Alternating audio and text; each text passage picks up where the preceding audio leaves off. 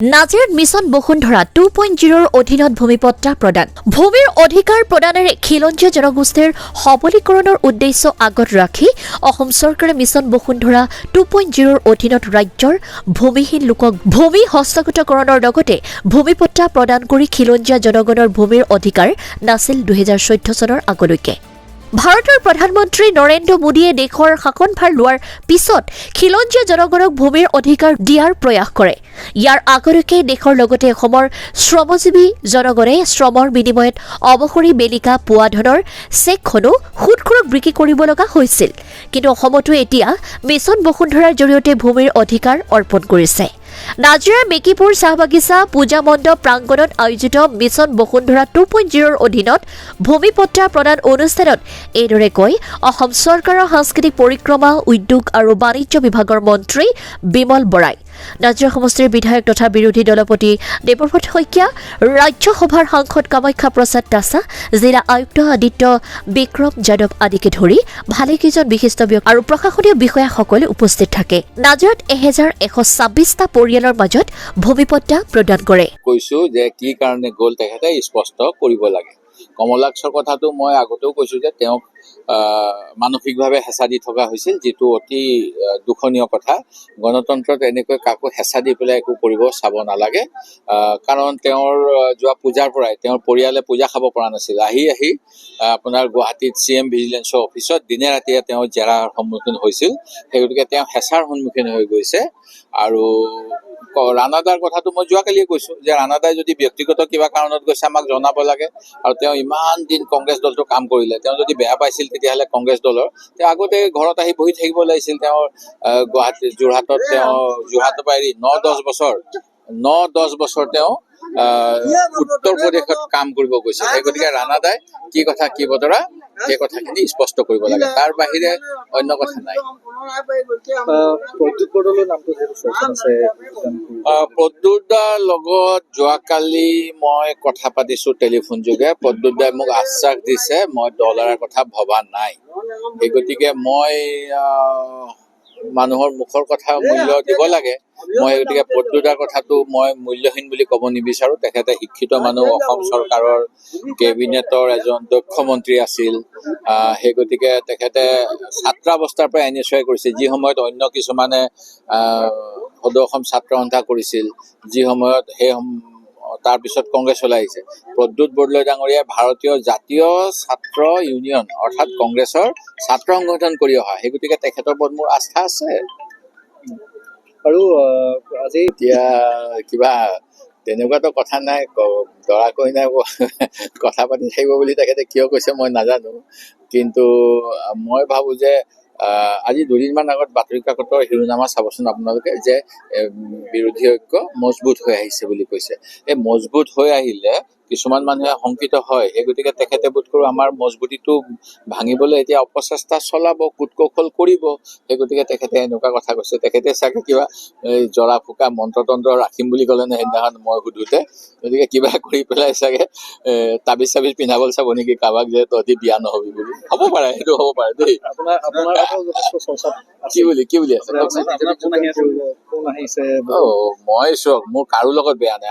মই বাৰম্বাৰ কৈছো যে মই এইখন জিলাৰ মানুহ, যিখন জিলাত বিমলা চলিহা আৰু খগেন বৰবৰুৱাই একেখন ৰাজনৈতিক সভাৰ পৰা নিজৰ মতাদৰ্শ ভিন্ন হলেও নিৰ্বাচন কেম্পেইন চলাইছিল। মই সেই গতিকে শিৱসাগৰ জিলা এজন ৰাজনীতিজ্ঞ, যিখনত ব্যক্তিগত সম্বন্ধ আৰু ৰাজনৈতিক আদৰ্শৰ মাজৰ পাৰ্থক্যটো বুজি ৰাজনীতি কৰাটো বিচাৰো। সেই গতিকে মোৰ আজি আপোনালোকে দেখিছে চাগে ইয়াত মই বিমল বৰা ডাঙৰীয়া আহিছিল, মোক দাদা বুলিয়ে কয় তেখেতে। কামাখ্যা প্ৰসাদ দাসা আহিছিল, তেখেতেও মোক দাদা বুলি কয়। আমি ভাই ককাই নিচিনাকে কথা বতৰা পাতিছো, কিন্তু ৰাজনৈতিক ক্ষেত্ৰত আমাৰ দুটা বেলেগ মত। আমি সেই গতিকে নিজৰ মতত নিজৰ সমৰ্থক বঢ়াবলৈ চেষ্টা কৰো।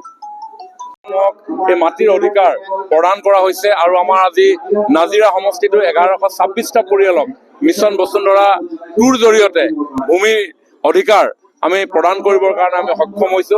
মই ভাবো অসমত বসবাস কৰা খিলঞ্জীয়া জাতিৰ জনগোষ্ঠীসমূহৰ দীৰ্ঘদিনৰ যি শংকা আছিল, ৰীতি নীতি, কৃষ্টি সংস্কৃতি, লোকবিশ্বাস, পৰম্পৰা, আধ্যাত্মিকতা, এইসমূহ বিপন্ন হোৱাৰ যি প্ৰশ্ন যোৱা দিনবিলাকত সময়ে উত্থাপিত হৈ আহিছিল, যাৰ কাৰণে 6টা বছৰ অসম আন্দোলনৰ নিচিনা এটা ঐতিহাসিক জনজাগৰণ অসমত সৃষ্টি হৈছিল। 855 জনতকৈ অধিক আমাৰ তেজাল যুৱক যুৱতী মৃত্যুমুখত পৰিব লগা হৈছিল। সেই সমস্যা চিৰদিনৰ কাৰণে শেষ হৈছে আৰু মিছন বসুন্ধৰাৰ জৰিয়তে সকলোকে সেই অধিকাৰ প্ৰদানেৰে আমাৰ মাটিৰ ওপৰত যাতে আমাৰ অধিকাৰ চিৰদিনৰ কাৰণে যুগ যুগান্তৰ কাৰণে সাব্যস্ত কৰি আমাৰ উত্তৰ প্ৰজন্মই সাহস আৰু প্ৰত্যয়েৰে আগুৱাই যাব পাৰে, তাৰ এক আধাৰ সৃষ্টি হৈছে। মই ভাবোঁ ইয়াৰ জৰিয়তে আমাৰ অসমখন আৰু শক্তিশালীভাৱে আগুৱাই যাবলৈ সক্ষম হ'ব।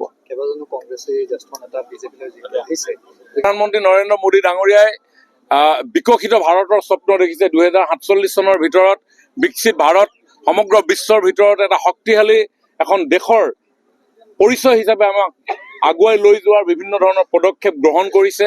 বিভিন্ন ধৰণৰ মিছনেৰে আমাৰ সমাজ জীৱনৰ প্ৰতি সন্মান প্ৰদৰ্শন কৰিছে। স্বাভিমানেৰে of the people, by the people, for the পিপুলৰ যি ধাৰণা, সেই ধাৰণা গ্ৰাছৰুট লেভেললৈকে লৈ অনাৰ যিটো প্ৰয়াস, এই প্ৰয়াসত যোৱা দিনবিলাকত স্বাধীনতাৰ পিছত 70টা বছৰতকৈ অধিক সময় যিসকল লোকে এই ৰাজ্য, এই দেশ তেখেতসকলে পৰিচালনা কৰিছিলে, হয়তো তেখেতসকলৰ দূৰদৰ্শিতাৰ অভাৱ, তেখেতসকলৰ বৈজ্ঞানিক আধুনিক মনৰ চিন্তাৰ অভাৱ, এনেকুৱা কথাবিলাকৰ কাৰণে সমাজ যথেষ্ট পিছ পৰি যাব লগা হৈছিল।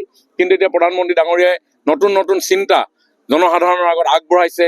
স্কিল ইণ্ডিয়াৰ কথা কৈছে, ডিজিটেল ইণ্ডিয়াৰ কথা কৈছে, মেক ইন ইণ্ডিয়াৰ কথা কৈছে, ষ্টাৰ্টআপ ইণ্ডিয়াৰ কথা কৈছে, খেলো ইণ্ডিয়াৰ কথা কৈছে, ফিট ইণ্ডিয়া মুভমেণ্টৰ কথা কৈছে, সবকা সাথ সবকা বিকাশৰ কথা কৈছে, দৰিদ্ৰ নাৰায়ণৰ সেৱাৰ কথা কৈছে, যাৰ ফলত আজি সমাজৰ একেবাৰে শেষ স্তৰত বসবাস কৰা লোকজনেও স্বাভিমানেৰে জীয়াই থকাৰ পৰিৱেশ পাইছে। যোৱা 14 চনলৈকে মই কৈছোৱে যে মেকিপুৰ চাহ বাগিচাত ৰিটায়াৰমেণ্টৰ পইচাখিনি লৈ দৰমহা বজাৰলৈ আপোনাৰ চেকখন লৈ গৈছিল আৰু জীৱনৰ আৰ্জিত সম্পদসমূহ তেওঁ আহৰণ কৰিবৰ কাৰণে তেওঁ নিজৰ স্বাভিমান বিসৰ্জন দিব লগা হৈছিল।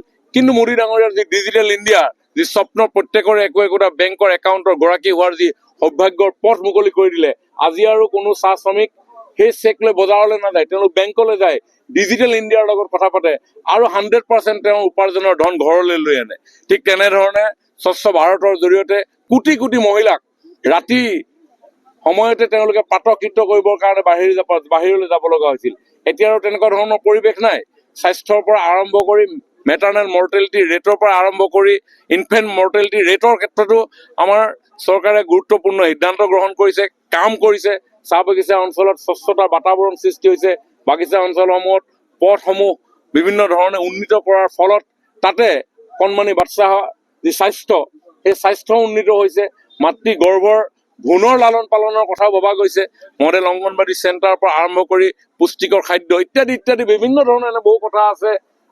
দৰিদ্ৰ নাৰায়ণৰ সেৱা, অন্ত্যোদয়, আজি প্ৰত্যেক গাঁৱক আজি ৰোড কানেক্টিভিটি, ইলেক্ট্ৰিচিটি কানেক্টিভিটিৰ আজি উজ্বলাই তোলাৰ পৰিৱেশ সৃষ্টি হৈছে, য'ত নতুন আমাৰ কিশোৰ কিশোৰীয়ে জীৱনৰ ৰামধেনু অকাৰ পৰিৱেশ সৃষ্টি হৈছে। গতিকে এনেকুৱা ধৰণৰ বিভিন্ন ফেক্টৰ আছে, যি ফেক্টৰৰ কাৰণে সৰ্বস্তৰৰ জনসাধাৰণ আজি ভাৰতীয় জনতা পাৰ্টিৰ প্ৰতি আগ্ৰহী হৈছে আৰু সেইকাৰণে সৰ্বস্তৰ জনসাধাৰণৰ ভিতৰত কোনোবা নেতাকৰ্মী যদি আছে তেখেতসকলো আহিছে।